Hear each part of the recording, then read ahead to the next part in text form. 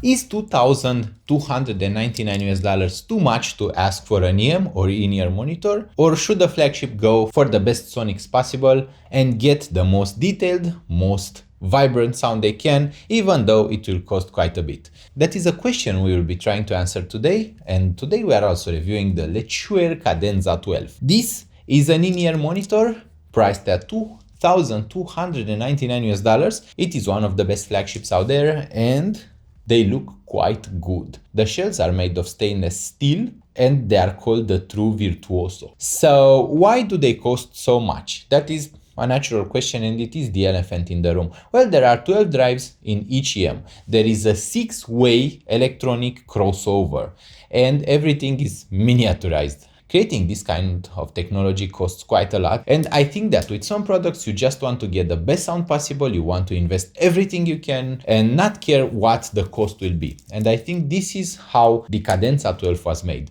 It wasn't made to be an economic IEM, it was made to be a true flagship. And I think that for the first time, a company that isn't known for their flagships had managed to create a true flagship. Letshuoer is a company that I started reviewing quite a while ago, and usually they made entry-level IEMs like the Shuoer Tape, the Shuoer Tape Pro, more recently Shuoer DZ4, which was a very good IEM that we also had a giveaway for, but it was not special in the way that a flagship is special. Today, we have the Letshuoer Cadenza 12, a flagship that comes to take on all of the flagships out there. And we start with the package, right? The package is quite rich. We have a really solid transport case, which has a metallic internal construction and a really beautiful leathery surface on the outside. The whole case of the Cadenza 12 is quite large, and I am actually not going to do a full unboxing right now because there is so much to talk about the sound and how it compares to other flagships that we would spend the entire video on just the case if we had the chance. The one component we can't miss talking about is the cable, and Cadenza 12 comes with one of the best cables that we've seen by default in an IEM. The cable is made of two parts, the one above the Y split, or where the cable splits in left and right, which is flexible, slightly springy, but also very high quality, and the part beneath the Y split, which is very solid, rigid, and has a black sheathing material. Wearing the Cadenza 12 reveals a very comfortable experience. They are not very large, so they have more than enough space inside of my ears. They are slightly heavy because the shell is fully metallic and there are 12 drivers inside of each IEM, so you can expect them to feel quite hefty in your ears. They feel quite well made, no jiggle noise, no driver flex, no problems with them. They offer between 25 and 30 decibels of passive noise isolation. They cancel the background noise in my room entirely. I can barely hear my own voice, so they are quite good at passive noise isolation, but you can hear some microphonics from the cable because the cable is so rigid and so springy that it will transfer some of the noise that's affecting it to the IEMs. The connector is a 4.4mm balanced connector, but you have the option to use other connectors too, because it has a modular design. It is interesting that the company designed the cable in such a way that you are not supposed to replace it. It adapts to any source.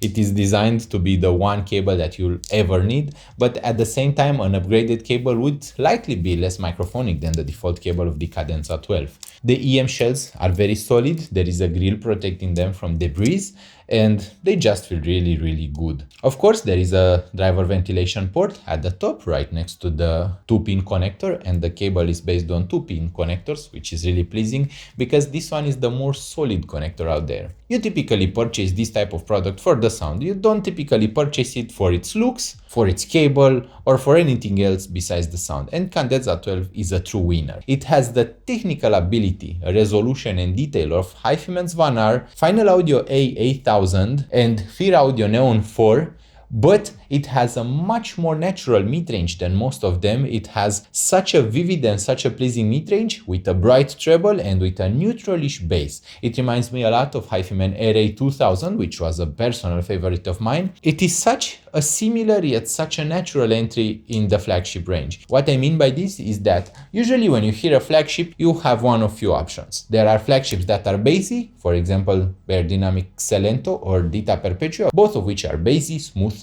and a pleasing experience, but a very specifically tuned experience. There are also IEMs which sound neutral, for example, HiFiMan RA2000, HiFiMan's Van R, and most flagships tend to go for a more neutral presentations, and there are flagships that sound bright. For example, Final Audio A8000, one of the brightest DMs out there. Of course, with brightness comes resolution, and there are some advantages if you are going for a brighter sound, but typically we want a sound that is as natural as possible because our ears are typically used to hearing natural sounds as they come. They don't want to hear coloration in sound. So something like the Cadenza 12 is quite ideal. They are between neutral and natural. They have a bit of extra bass, and there is the treble, which has a bit of extra sparkle, is more detailed and more natural than you typically hear on flagships. Most flagships go for a more analytical treble, which tends to be either more splashy, like Sennheiser EA800, or they go for a smoother treble, which you typically don't hear that much of. Cadenza 12 goes for a treble that is really natural. There is no fatiguing element to it. It is slightly smoother than what you'd hear in nature. Usually if I had the cymbal and I would crush it right now, you would hear that ringing in your ears. You typically get temporary deafness from a cymbal crash. I don't know if you have been next to one, but if a cymbal is being played in the same room as you, you aren't going to hear much for the next day. And Cadenza 12 doesn't go that way. They don't exaggerate the amount of brightness and the amount of energy in the cymbal crashes and in the treble. Rather, it allows the treble to breathe freely. It creates a really open, really big soundstage. They give the treble energy, but they don't force it to sound overbearing. The midrange is the most pleasing element of their sound. They are a really natural, really detailed kind of EM. Usually with a lot of detail comes a lot of fatigue, because usually a very detailed EM will sound too analytical. It can start to sound edgy, or it can have what we typically call a digital glare. But Cadenza 12 manages to avoid that. It creates a sound that's natural yet detailed. You can hear everything having a very good cohesion. Everything is natural. Everything is coherent. Cadenza 12 manages to actually resolve the details that can be heard in music. For example, when you have multiple layers of voices in orchestral music, you hear every single one of them expressed. You don't hear them as a mushy presence kinda. You rather hear them as a very clean, very well-defined element of that song. And I really like that about the Cadenza 12. They are really capable to present classic music, orchestral music, and just complex music in general really well. Now you may think that it doesn't help that much with electronic music, but you'd be quite wrong. Cadenza 12 is superb with electronic music. Synths have those things called square waves, where the wave is really digital. It has a texture to it because it was created by a digital algorithm, and Cadenza 12 presents those with just the right amount of texture to be interesting, but to not be fatiguing. Bands like Mindless Self-Indulgence or dubstep bands like Apache or Bass Nectar sound really pleasing out of the Cadenza 12. Those are capable of reproducing some really realistic mids, and the tonality is perfect for both male and female voices. They tend to have a slightly thinner presentation in the midrange, which means that they will slightly emphasize female voices above male voices and sadder music above happier music. For example, violins and pianos will sound really emotional, will have a really rich presence, while music like rock and gent will have a slightly more emotional presence than it should. So they are made to sound emotional, to present emotion, and to present actual feeling in the music. If you are the type of person who listens to a lot of emo music, or to a lot of piano music, or to a lot of classical, or if you want to listen to a more refined presentation, then the Cadenza 12 will be right up your alley. And this time I've left the bass at the end. Why did I do that?